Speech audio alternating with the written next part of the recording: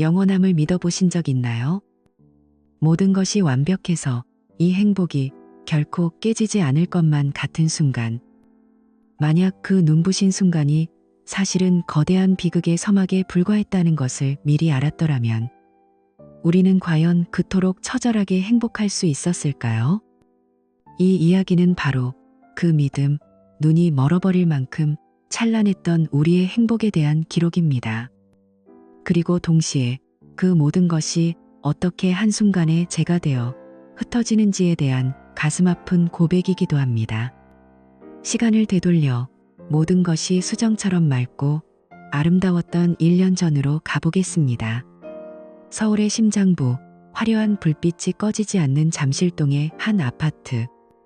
그곳엔 대기업의 유능한 영업맨 이준과 혁신적인 IT 스타트업의 마케터인 제 아내 한솔, 저희 두 사람이 살고 있었습니다. 결혼 1년 차, 세상은 온통 저희 두 사람을 위해 존재하는 것만 같았어요. 저희의 삶은 그야말로 한 편의 잘 짜인 드라마처럼 신뢰와 사랑, 그리고 눈부신 미래에 대한 희망으로 가득 차 있었습니다. 네, 적어도 그때는 그렇게 믿었죠. 그 행복의 중심에는 늘 남편, 준이 있었습니다. 매일 새벽 창밖이 아직 짙은 남색에 잠겨 있을 때 그는 소리 없이 일어나 부엌으로 향했습니다. 정막을 깨는 것은 도마 위에서 경쾌하게 울리는 칼소리와 고소한 참기름 냄새뿐이었죠. 그것은 아내인 저, 솔의 하루를 응원하는 준만의 성스러운 의식이었습니다. 제가 세상에서 가장 좋아하는 황금빛으로 붙여낸 폭신한 계란말이, 그리고 어젯밤 만찬의 흔적이자 그의 사랑이 듬뿍 담긴 불고기를 도시락통에 차곡차곡 채워 넣으며 그는 무슨 생각을 했을까요? 아마도 제 미소를 상상했겠죠. 잠에서 막 깨어나 부스스한 얼굴로 식탁에 앉으면 이미 따뜻한 밥과 국, 그리고 사랑이 담긴 그의 미소가 저를 기다리고 있었습니다. 출근 준비를 마친 제 이마에 내려앉는 그의 부드러운 입맞춤은 하루를 시작하는 가장 완벽한 주문이었어요. 우리 솔이 오늘 프레젠테이션 잘하고 와. 당신이 최고야. 그는 제 도시락 가방에 그런 응원이 담긴 포스트잇을 몰래 붙여놓고 나는 그런 남자였습니다. 저희는 그저 사랑하는 부부를 넘어 같은 꿈을 꾸는 단단한 동맹이었습니다. 주는 실력을 인정받아 최연소 팀장 승진을 눈앞에 두고 있었고, 제가 다니던 스타트업은 기적처럼 대규모 투자를 유치해 전 직원에게 파격적인 연봉 인상과 스톡 옵션을 약속했습니다. 저희는 그저 기뻐하는데 그치지 않았어요. 준 씨가 팀장 되면 우리 제주도 가서 한 달 살기 할까? 소라, 이 스톡 옵션 대박 나면 한강 보이는 더 넓은 집으로 이사 가자. 우리 아기 뛰어놀 공간은 넓어야지. 그렇게 저희는 미래의 청사진을 구체적으로 그리며 매달 월급의 절반 이상을 아이의 미래를 위한 통장에 함께 저축했습니다. 그 통장의 숫자가 불어나는 것을 보며 저희는 세상 가장 큰 부자가 된 듯 행복해했습니다. 지친 몸을 이끌고 집에 돌아온 밤이면 저희 집은 세상의 모든 소음이 차단된 둘만의 아늑한 성이 되었습니다. 소파에 나란히 기대어 별 내용 없는 드라마를 보며 웃고, 때로는 아파트 단지의 가로등 불빛을 따라 조용히 손을 잡고 걷기도 했어요. 제가 회사에서 있었던 일들을 신나서 이야기하면 주는 단 한순간도 눈을 떼지 않고 제 이야기에 온전히 집중했습니다. 그건 그냥 들어주는 것이 아니었어요. 제 감정을 함께 느끼고 제 마음을 읽어주는 진정한 위로였습니다. 그는 제 머리카락을 부드럽게 쓰다듬으며 말했죠. 우리 솔이 오늘 정말 고생 많았네. 다 잘 될 거야. 내가 있잖아. 그의 품 안에서 저는 세상 가장 안전하고 사랑받는 존재가 되었습니다. 서로를 향한 이 절대적인 믿음과 흔들림 없는 지지, 이것만 있다면 앞으로 어떤 어려움이 닥쳐와도 두렵지 않을 것이라고 확신했습니다. 네, 저희는 그렇게 믿었습니다. 그 눈부신 행복이 사실은 모든 것을 집어삼킬 거대한 폭풍전야의 고요함이었다는 사실을 그때의 저희는 까맣게 몰랐습니다. 그 완벽했던 행복에 처음으로 균열이 보이기 시작한 것은 저희가 결혼한 지 1년 2개월쯤 지났을 무렵이었을까요? 모든 비극은 아주 사소하고 일상적인 모습으로 찾아온다는 말처럼 변화는 조용히 시작되었습니다. 아내, 소리가 집에 늦게 귀가하는 날이 잦아진 것이 그 시작이었죠. 처음에 솔은 제게 미안한 얼굴로 말했습니다. 회사에서 사활을 건 대규모 신제품 론칭 프로젝트를 맡게 되었고, 때문에 야근과 주말 근무가 불가피하다고 했어요. 저는 아내를 전적으로 믿었고, 오히려 그녀의 성실함과 능력이 자랑스럽기까지 했습니다. 괜찮아. 당신의 성공이 곧 나의 기쁨인데. 힘들겠지만 조금만 더 힘내. 내가 항상 응원할게. 저는 그렇게 말하며 밤늦게 지쳐 돌아온 아내를 위해 따뜻한 족욕물을 받아주곤 했습니다. 그저 그녀의 커리어의 중요한 기회라고 그렇게만 생각했습니다. 하지만 시간은 야속하게 흘러갔고 아내의 잦은 야근은 어느덧 일상이 되어버렸습니다. 함께 마주 앉아 저녁을 먹는 날은 손에 꼽을 정도가 되었고 저희의 대화도 눈에 띄게 줄어들었죠. 바로 그때부터였습니다. 제 마음속에 설명할 수 없는 위화감이 자리 잡기 시작한 것은 가장 먼저 변한 것은 아내의 이야기였습니다. 예전에 솔은 회사에서 있었던 사소한 일까지 제잘거리며 제게 공유하는 것을 좋아했지만 이제는 일에 대한 질문을 하면 피곤해라는 말과 함께 입을 닫아버리기 일쑤였어요. 그저 경무에 시달려 지쳤기 때문이라고 저는 애써 그렇게 믿으려 했습니다. 그러나 결정적인 변화는 바로 휴대폰이었습니다. 연애 시절부터 결혼 후까지 아내는 휴대폰에 전혀 얽매이는 사람이 아니었어요. 늘 소파 테이블이나 식탁 위에 무심하게 휴대폰을 던져두곤 했죠. 하지만 언제부턴가 아내는 휴대폰을 자신의 몸 일부처럼 단 한순간도 손에서 놓는 법이 없었습니다. 잠자리에 들 때도 심지어 화장실에 갈 때조차 손에 쥐고 있었어요. 띠링 하고 울리는 메시지, 알림 소리는 제게 공포의 소리가 되어갔습니다. 소리가 울릴 때마다 아내는 화들짝 놀라며 화면을 확인했고 누군가에게 쫓기는 사람처럼 급하게 답장을 했어요. 제가 무심코 누구야? 회사 일이야. 라고 물을 때마다 솔의 얼굴에는 미묘한 당혹감이 스쳐 지나갔습니다. 그리곤 황급히 표정을 감추며 말했죠. 그냥 업무 메시지야. 신경 쓰지 마. 그녀의 그 한마디가 오히려 제 신경을 온통 곤두서게 만들었습니다. 업무 메시지를 확인하는 사람의 얼굴이 왜 그렇게 불안해 보이는 걸까요?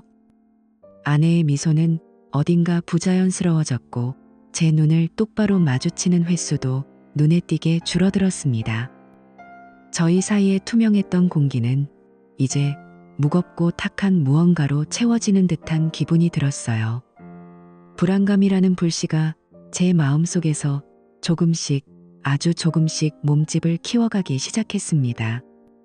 아닐 거야. 내가 너무 예민하게 구는 거겠지. 성공을 위해 열심히 달리는 아내를 믿어주지 못하고 의심하는 내가 나쁜 놈이겠지. 그렇게 밤마다 수없이 스스로를 다독이고 자책하면서도 저는 이름 모를 불안의 늪으로 서서히, 아주 서서히 빠져들고 있었습니다. 한번 피어오른 의심의 불씨는 쉽게 꺼지지 않았습니다. 오히려 제 마음속 가장 깊고 어두운 곳에서 음습하게 타오르며 과거의 가장 달콤했던 순간들마저 잿더미로 만들고 있었죠. 그럼에도 저는 거미줄처럼 가느다란 마지막 믿음의 끈을 필사적으로 붙잡고 있었습니다. 어느 목요일 저녁 9시가 넘어 귀가한 아내에게 저는 모든 용기를 끌어모아 최대한 부드러운 단어들을 고르려 했으며 제 마음을 표현했습니다. 소라, 널 탓하려는 게 아니라 정말로 당신 건강이 걱정돼서 그래. 너무 상했어, 얼굴이. 제 말에 소른 순간 움찔했습니다. 그녀의 눈동자가 잠시 길을 잃고 헤매다 이내 억지 미소를 지어 보였죠. 더 이상 저를 따뜻하게 해주지 못하는 미소였습니다. 알아, 오빠가 걱정하는 거. 고마워. 정말 약속할게. 이 프로젝트만 끝나면 다 괜찮아질 거야. 예전에 한솔로 돌아갈게. 조금만, 아주 조금만 기다려줘. 그녀의 대답은 너무나도 연습한 듯 매끄러웠지만 바로 그 매끄러움이 제 심장을 옥죄어 왔습니다. 저는 그녀의 목소리가 아주 미세하게 떨리고 있음을, 그 미소 뒤에 거대한 불안이 숨겨져 있음을 알아차렸습니다. 그날 밤 저는 아내에게 등을 돌리고 누워 잠든 척했습니다. 저희의 결혼 침대는 이제껏 단 한 번도 느껴보지 못했던 광활하고 차가운 무덤처럼 느껴졌습니다. 그녀의 규칙적인 숨소리를 들으며 저 숨소리마저 거짓이 아닐까 하는 끔찍한 생각에 사로잡혔습니다. 그리고 마침내 운명의 그날이 왔습니다. 의심의 불씨가 걷잡을 수 없는 화막, 호모가 되어 제 모든 것을 불태워버린 저주받은 금요일 밤. 솔은 아침부터 큰 회식이 있어 아주 늦을 것이라고 했습니다. 그 말을 남기고 출근하는 그녀의 뒷모습을 보며 저는 불길한 예감에 사로잡혔습니다. 벽에 걸린 시계의 초침 소리가 마치 시한폭탄의 카운트다운처럼 제 귓가를 서늘하게 울렸습니다. 밤 11시가 넘은 시각, 수십 번의 절망적인 시도 끝에 현관문이 열렸습니다. 아내는 비틀거리며 안으로 들어섰고 온몸에서는 짙은 술 냄새와 더불어 제가 한 번도 맡아본 적 없는 낯선 향수 냄새가 뒤섞여 풍겨왔습니다. 그녀의 눈은 초점을 잃은 채 거실에 굳어서 있는 저를 통과해 허공을 보고 있었습니다. 그 순간 제 머릿속 모든 회로가 정지했습니다. 그저 그녀를 방으로 옮겨야 한다는 생각뿐이었죠. 그녀의 축 늘어진 몸을 부축하는 그 순간 그 무게가 참 낯설고 고통스럽게 느껴졌습니다. 천국에서 지옥으로 걸어가는 것처럼 거실에서 침실까지의 그 짧은 거리가 영원처럼 길었습니다. 조용히 그녀의 겉옷을 벗기고 침대에 눕혔습니다. 방 안은 숨막히는 정적에 휩싸였습니다. 바로 그때 술 기운에 잠든 줄 알았던 아내의 입술 사이로 제 사랑에 대한 사형 선고와도 같은 잠꼬대가 흘러나왔습니다. 김태환 씨. 생전 처음 듣는 남자의 이름. 그 이름은 제 심장의 날아와 밝히는 날카로운 유리 파편 같았습니다. 제발 동료 이름이기를. 저는 속으로 필사적으로 빌었습니다. 하지만 아내의 다음 말이 그 마지막 희망마저 짓밟아 버렸습니다. 태환 씨, 보고 싶어. 그 품에 안기고 싶어. 제가 단 한 번도 들어본 적 없는 애교 섞인 달콤한 목소리. 그 목소리는 저를 위한 것이 아니었습니다. 다른 남자를 위한 것이었습니다. 오늘 하루 종일 태환 씨 생각만 했어. 그 사람은 아무것도 몰라. 그 사람이라니요. 그녀의 무의식 속에서 저는 그저 그 사람일 뿐이었습니까? 누군가 제 심장을 맨손으로 움켜쥐고 쥐어짜는 듯한 고통이 밀려왔습니다. 제 눈앞에서 아내는 잠결에 희미하게 미소 지었습니다. 제가 한 번도 본 적 없는 비밀스럽고 더없이 행복해 보이는 미소였습니다. 그 미소야말로 제 가슴에 밝힌 마지막 비수였습니다. 모든 것이 명확해졌습니다. 기나긴 야근, 손에서 놓지 않던 휴대폰, 부자연스러운 미소, 저를 피하던 눈빛. 흩어져 있던 모든 퍼즐 조각들이 배신이라는 끔찍한 그림으로 완성되는 순간이었습니다. 저는 비틀거리며 뒷걸음질 쳤습니다. 차가운 벽에 등이 부딪히고서야 멈춰 설 수 있었죠. 숨을 쉴 수가 없었습니다. 저는 그대로 바닥에 주저앉아 어둠 속에서 침대 위에 잠든 아내를, 저 낯선 여자를 바라보았습니다. 그 밤 저는 죽었습니다. 제가 사랑했던 아내는 낯선 남자의 꿈을 꾸고 있었고, 텅 비어버린 제 세상의 무덤 속에서 저는 숨쉬는 법조차 잊어버렸습니다.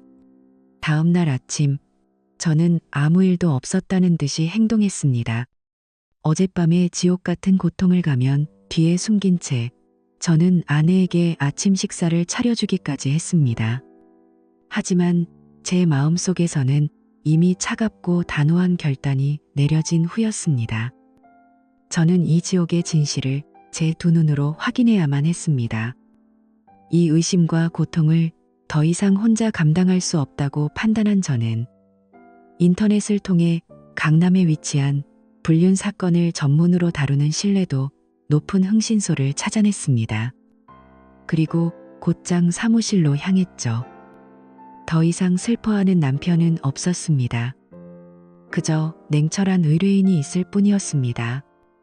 저는 담담한 목소리로 상황을 설명하고 아내의 정보를 넘겼습니다.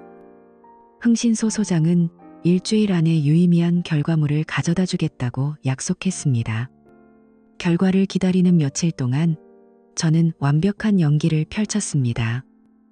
다정한 남편의 역할을 계속하면서도 제 모든 신경은 보이지 않는 조사를 향해 있었습니다.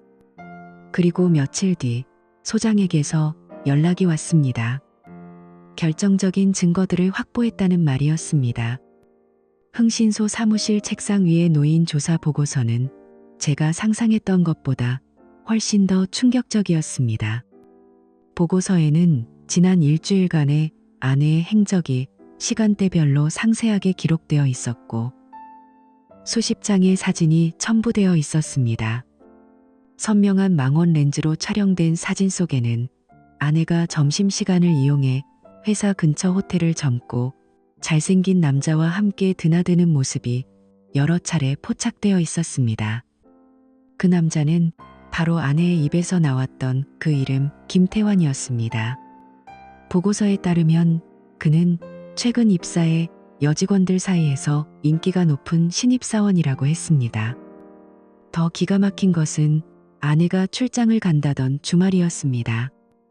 그녀는 출장을 간 것이 아니었습니다. 경기도의 한 고급 리조트에서 김태환과 둘만의 시간을 보냈던 겁니다. 사진 속 두 사람은 리조트 로비에서 다정하게 껴안고 있었고, 심지어 수영장에서 서로에게 몸을 밀착한 채 웃고 있었습니다. 가장 끔찍한 사실은 아내가 이 모든 호텔과 리조트 비용을 개인 카드가 아닌 회사 법인카드로 결제했다는 것이었습니다. 이는 명백한 업무상 횡령에 해당했습니다. 저는 부인할 수 없는 추가 증거가 필요하다고 판단했습니다. 그날 밤 소리 샤워를 하러 들어간 그 짧은 틈을 노렸습니다. 천운이 따른 것인지 그녀의 휴대폰은 잠겨있지 않았습니다. 심장이 미친 듯이 뛰는 것을 느끼며 메시지 앱을 열자 김태환과의 대화방이 최상단에 있었습니다. 저는 숨을 참고 대화 내용을 읽어내려갔습니다. 온몸에 소름이 돋았습니다. 그들의 대화는 제가 상상했던 것 이상으로 노골적이고 음란했습니다. 두 사람은 서로를 애칭으로 불렀고, 아내는 제가 한 번도 들어본 적 없는 외설적인 단어들을 사용하며 그와의 관계를 즐기고 있었습니다. 가장 큰 충격은 아내가 김태환에게 법인카드로 호텔 비용을 결제한 사실을 자랑하는 메시지였습니다. 오빠, 이번에도 회사 카드로 플렉스했지 뭐야. 우리 자기가 능력이 좀 있잖아. 부끄러워하기는커녕 오히려 의기양양해하는 듯한 태도에 역겨움이 치밀었습니다. 저는 떨리는 손을 부여잡고 법적 증거가 될 만한 모든 메시지, 특히 날짜와 시간, 호텔 이름과 결제 금액이 명시된 부분들을 미친 듯이 촬영했습니다. 이어서 사진첩을 열었습니다. 그곳에는 수십 개의 사진과 동영상이 있었습니다.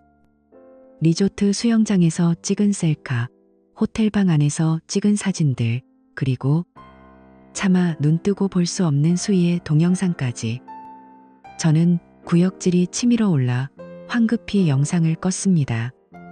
저는 이 모든 증거 메시지 캡처 사진, 그들의 사진과 동영상을 제 개인 클라우드 계정에 즉시 백업했습니다. 다가올 전쟁을, 그리고 아내의 가면을 벗겨낼 그 순간을 준비하기 위해서였습니다. 손에 모든 증거를 쥔 채 저는 이틀의 시간을 오롯이 생각과 계획에 쏟아부었습니다. 이것은 감정적인 분노에 표출이 되어서는 안 됐습니다. 차가운 이성으로 가장 효과적으로 그녀의 위선을 무너뜨려야만 했습니다. 저는 수집한 모든 사진과 메시지 내용을 전부 인쇄했고, 마치 사건 파일을 정리하는 형사처럼 거실 테이블 위에 시간 순서대로 빈틈없이 배열했습니다. 토요일 아침, 솔은 제게 회사에 나갔다 와야 한다고 말했습니다. 그녀에게는 평범한 주말 출근이었겠지만 제게는 심판의 무대를 준비할 절호의 기회였습니다. 오후 4시경 아내가 집으로 돌아왔습니다.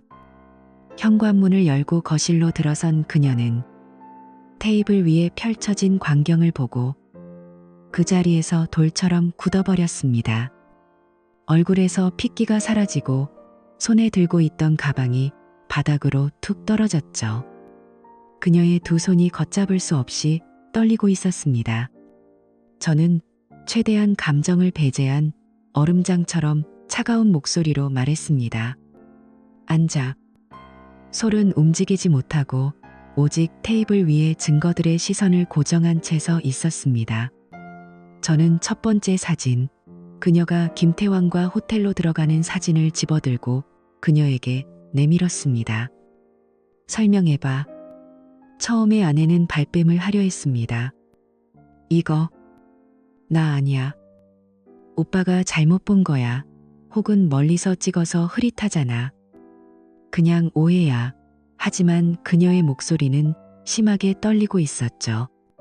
저는 아무 말 없이 다음 사진들을 차례로 꺼내 보였습니다. 점점 더 선명해지는 사진들, 그리고 마침내 리조트 수영장에서 김태환과 얼굴을 맞대고 찍은 셀카 사진이 나타나자 솔은 숨을 헉 들이마시며 완전히 침묵에 빠졌습니다. 결정타는 제가 그녀와 김태환이 나눈 메시지를 인쇄한 종이 뭉치를 테이블 위에 던졌을 때였습니다. 솔의 얼굴은 이제 하얗다 못해 파랗게 질려 있었습니다. 서로를 부르는 달콤한 애칭, 호텔에서의 만남을 계획하는 내용, 그리고 결정적으로 호텔 이름과 구체적인 결제 금액까지 언급하며 회사 법인카드를 사용했다고 자랑하는 대목. 그것은 더 이상 변명이 불가능한 증거였습니다. 이건 단순한 외도가 아니야. 명백한 범죄 행위, 업무상 횡령이야. 제가 그 부분을 손가락으로 가리키자 마침내 솔은 무너져 내렸습니다. 그녀는 바닥에 무릎을 꿇고 주저앉아 눈물을 쏟아내기 시작했습니다. 모든 것을 인정했습니다. 잘못했어. 그냥 한순간의 실수였어. 일시적인 호기심이었을 뿐이야. 제발 용서해줘, 오빠. 다시는 안 그럴게. 태환 씨랑 다 정리할게. 그녀의 눈물을 보니 아주 잠깐, 아주 찰나의 연민이 스쳐 지나갔습니다. 하지만 그 감정은 곧바로 더 큰 배신감과 고통에 휩쓸려 사라졌습니다. 이미 산산조각 난 신뢰의 파편들은 다시는 원래대로 붙을 수 없다는 것을 저는 너무나도 잘 알고 있었습니다. 저는 단호한 태도를 유지했습니다. 난 이미 변호사 상담을 마쳤어. 제 말에 솔의 울음이 멈칫했습니다. 우린 이혼할 거야. 그리고 김태환에게는 상간남 소송을 진행할 거고 당신의 법인카드 횡령건은 내일 중으로 당신 회사 감사팀에 제보할 생각이야. 솔의 얼굴이 절망으로 일그러졌습니다. 하지만 너무 늦었습니다. 제가 사랑했던, 순수했던 아내는 이제 없었습니다. 제 앞에는 그저 한 명의 배신자와 범죄자가 있을 뿐이었죠. 일단 짐 싸서 당신 어머니 댁에가 있어. 더 이상 할 말 없어. 저는 차갑게 말하며 방으로 들어왔습니다. 문 밖에서 그녀의 절망적인 통곡 소리가 들려왔지만 제 마음은 더 이상 움직이지 않았습니다. 그렇게 우리의 1년 5개월간의 결혼 생활은 막을 내렸습니다. 소리가 집을 떠난 다음 날 아침, 저는 곧바로 강남에 위치한 이혼 및 상간 전문 변호사를 찾아갔습니다. 변호사는 제가 가져온 모든 증거 자료 사진, 메시지, 법인카드 사용 내역을 꼼꼼히 검토한 후 이보다 더 확실할 수 없는 매우 강력한 사건이라고 확신에 차 말했습니다. 변호사는 가장 효과적인 결과를 위해 김태환을 상대로 상간소송을 제기하고 이혼 소송을 동시에 진행하라고 조언했습니다. 더 중요한 것은 저는 조금의 망설임도 없이 소래회사 인사팀장에게 연락을 취했다는 것입니다. 인사팀장 및 감사팀 직원들과의 면담 자리에서 저는 준비해간 모든 증거를 테이블 위에 펼쳐 보였습니다. 흥신소 사진부터 두 사람이 나눈 노골적인 메시지, 그리고 소리가 회사 법인카드를 사적인 유흥비로 사용한 증거까지. 소래회사 측은 엄청난 충격에 휩싸였습니다. 그들은 유능했던 직원이 회사의 공금을 횡령해 불륜 행각을 벌였다는 사실을 믿지 못하는 눈치였습니다. 결과는 즉각적이었습니다. 솔과 김태환은 바로 다음 날부로 직무에서 정지되었습니다. 이어진 내부 감사에서 소리 호텔과 리조트 비용뿐만 아니라 식사 및 교통비까지 포함해 총 수백만 원에 달하는 금액을 횡령한 사실이 밝혀졌습니다. 회사는 두 사람에게 횡령 및 업무상 배임 혐의로 민사 및 형사소송을 제기하기로 결정했고 횡령액의 3배에 달하는 금액을 손해배상으로 청구했습니다. 며칠 지나지 않아 솔과 김태환은 정식으로 해고 통보를 받았습니다. IT 업계는 생각보다 좁았고 이 추악한 스캔들은 순식간에 업계 전체로 퍼져나갔습니다. 그들의 평판은 하루아침에 바닥으로 곤두박질 쳤습니다. 김태환은 어떤 회사에도 재취업할 수 없었고 10년에 가까운 마케팅 경력을 가졌던 솔 역시 모든 업계 동료와 파트너들로부터 외면당했습니다. 그리고 3개월 후 법원에 첫 판결이 나왔습니다. 이혼 소송에서 저는 완벽하게 승소했습니다. 법원은 솔이 저에게 위자료로 3천만 원을 지급하고 저희의 공동재산 중 70%를 제가 갖는 것으로 판결했습니다. 김태환을 상대로 한 상간남 소송 역시 승소하여 그에게 위자료 2천만 원 지급 판결이 내려졌습니다. 하지만 이미 백수가 된 그에게서 실제로 배상금을 받아내는 길은 요원해 보였습니다. 가장 큰 충격은 형사 재판의 결과였습니다. 솔과 김태환은 업무상 횡령 혐의로 기소되어 결국 유죄 판결을 받았습니다. 각각 징역 1년에 집행유예 2년을 선고받았고 회사의 배상금으로 각 일 500만 원을 지급해야 했습니다. 이 사건은 언론의 주목을 받았고 각종 인터넷 뉴스 포털과 커뮤니티에서 뜨거운 화제가 되며 엄청난 사회적 지탄이 쏟아졌습니다. 솔의 가족 역시 그 여파를 피하지 못했고 집안의 명예는 땅에 떨어졌습니다. 그렇게 한때는 눈부시게 빛났던 두 사람은 한순간의 잘못된 선택으로 인해 자신의 경력, 명예, 그리고 미래까지 모든 것을 잃고 나락으로 떨어졌습니다. 이 모든 법적 공방과 한때 사랑했던 사람의 몰락을 지켜보면서 제 마음속에는 복잡 미묘한 감정들이 교차했습니다. 모든 것이 끝났다는 안도감과 동시에 가슴 한구석이 텅 비어버린 듯한 깊은 공허함을 느꼈습니다. 지독했던 분노와 배신감은 시간이 지나며 어느 정도 옅어졌지만 지난 1년간 우리가 함께 꾸었던 꿈과 미래에 대한 계획들이 한낱 신기루처럼 사라져버렸다는 현실은 저를 깊은 허탈감에 빠지게 했습니다. 저는 결심했습니다. 솔과에 좋았던 그리고 아팠던 추억이 너무 많이 깃든 잠실의 아파트를 처분하기로 말입니다. 완전히 다른 환경에서 완벽하게 새로운 시작을 하고 싶었습니다. 저는 강남의 깔끔한 오피스텔로 이사했습니다.